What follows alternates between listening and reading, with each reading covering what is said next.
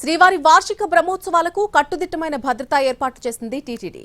2000 మంది విజిలెన్స్ సిబ్బందితో పాటు పోలీసులు, ఆక్టోపస్, ఏపీఎస్పీ, ఎన్డీఆర్ఎఫ్ బలగాలతో భక్తులకు ఇబ్బందులు లేకుండా భద్రతా ఏర్పాట్లు చేస్తున్నామంటున్న టీటీడీ సీవీఎస్ఓ మురళీకృష్ణతో మా ప్రతినిధి Mohan Prasad face to face. బ్రహ్మోత్సవాలు అంగరంగ వైభవంగా సాగుతున్నాయి. మూడో రోజు స్వామివారు ఉదయం సింహవాహనంపై మాడవీధిలో వేరుస్తూ భక్తులకు దర్శనమిస్తే, ఇక ఇవాళ రాత్రి ముత్యపు పందిరి వాహనంపై శ్రీదేవి భూదేవి సమేతుడైనటువంటి మలయప్ప స్వామి భక్తులకు దర్శనమిస్తున్నారు. ఇక వాహన సేవను ప్రత్యక్షంగా తిలకించేందుకు వేలాది మంది భక్తులు తిరుమలకు చేరుకుంటున్నారు.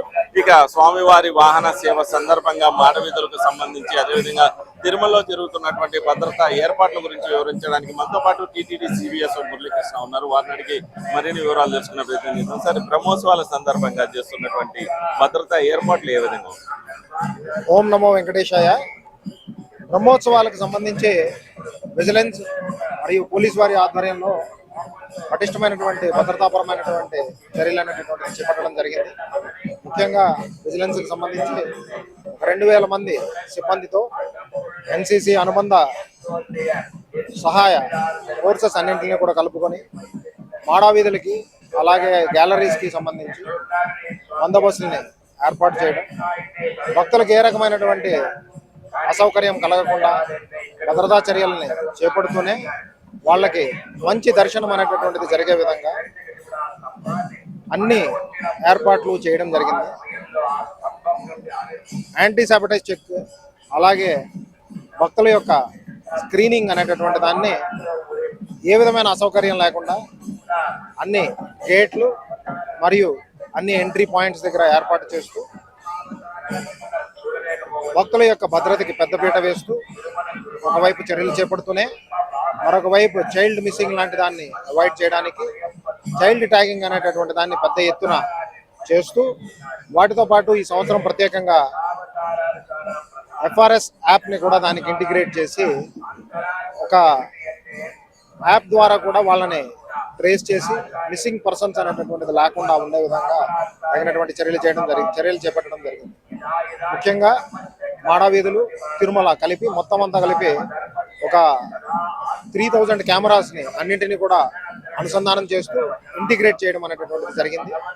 సో ఇంటిగ్రేట్ చేసిన ఆ కెమెరాస్ని ఆధారంగా అనలిటిక్స్ని కూడా రన్ చేసే విధంగా ప్రత్యేకమైనటువంటి చర్యలు తీసుకుంటూ ప్రెషర్ పాయింట్స్ ఏంటి అనేది ఇదివరలో మనకు ఉండేటటువంటి అవగాహనతో అక్కడ ఎటువంటి చర్యలు తీసుకోవాలి అనేటటువంటి దాని మీద కెమెరాస్ ద్వారా కూడా ఇంటిగ్రేటెడ్ కమాండ్ కంట్రోల్ ద్వారా కూడా అలర్ట్స్ పంపించే విధంగా ప్రత్యేకమైనటువంటి చర్యలు చేపట్టడం జరిగింది. ముఖ్యంగా 28వ తారీఖున గరుడ సేవ కూడా ఉండడం వల్ల రెగ్యులర్గా ఏర్పాటు చేసుకున్నటువంటి బందోబస్తుతో పాటు అదనమైనటువంటి బందోబస్తుని అటు లా అండ్ ఆర్డర్ కానీ ఇటు పోలీస్ కానీ ఏర్పాటు చేసుకోవడం జరుగుతుంది. ఇటు విజిలెన్స్ అండ్ సెక్యూరిటీ కూడా ఏర్పాటు చేసుకోవడం జరుగుతుంది. సో దీనికి సంబంధించి ఏదైతే కంజెషన్ పాయింట్స్ కింద మనం గుర్తించి ఇన్నర్ రింగ్ రోడ్లో మేదరమెట్ట వరాస్వామి గెస్ట్ హౌస్ వరకు ఉన్నటువంటి ఏరియాని ప్రత్యేకంగా ఐడెంటిఫై చేసుకున్నాము. అక్కడ డీకంజెషన్ ఉండే విధంగా, అక్కడ ఎక్కువ మంది భక్తులు గుమిగూడకుండా ఉండే విధంగా ప్రత్యేకమైనటువంటి చర్యలు చేపడుతూ ఇన్నర్ రింగ్ రోడ్లో ఉన్నటువంటి ఎంట్రీ పాయింట్స్ని అవుటర్ రింగ్ రోడ్ వరకు ఎక్స్టెండ్ చేయడం, అక్కడ నుంచి ఫీడర్ లైన్స్ని పెట్టి భక్తులకు ప్రత్యేకంగా దర్శనం అనేటటువంటిది ఆ క్యూ లైన్స్ ద్వారా అన్ని 4 మాడావీధుల్లోని కార్నర్స్ పాయింట్స్లో తీసుకొని లోపలికి దర్శనం చేయించే విధంగా ఇది వరలో చేసినటువంటి దర్శనం కంటే ఇంకా ఎక్కువ మంది భక్తులకి దర్శనం చేసే విధంగా ఏ విధమైనటువంటి అసౌకర్యం భక్తులకు లేకుండా ప్రత్యేకమైనటువంటి చర్యలు చేపట్టడం జరిగింది. ముఖ్యంగా లా అండ్ ఆర్డర్ పోలీస్తో విజిలెన్స్ అండ్ సెక్యూరిటీ అనుసంధానం చేసుకొని సమన్వయం చేసుకొని టీటీడీ సిబ్బందితో కూడా సమన్వయం చేసుకొని పదే బ్రీఫింగ్స్ అన్ని పెట్టుకుంటూ ఫీల్డ్ లెవెల్లో కూడా దానిని ఇంటిగ్రేట్ చేసుకుంటూ ఏ సెక్టర్లో ఎవరు పనిచేస్తున్నారో అనేటటువంటి వాళ్ళ మధ్య ప్రత్యేకమైనటువంటి అవగాహనతో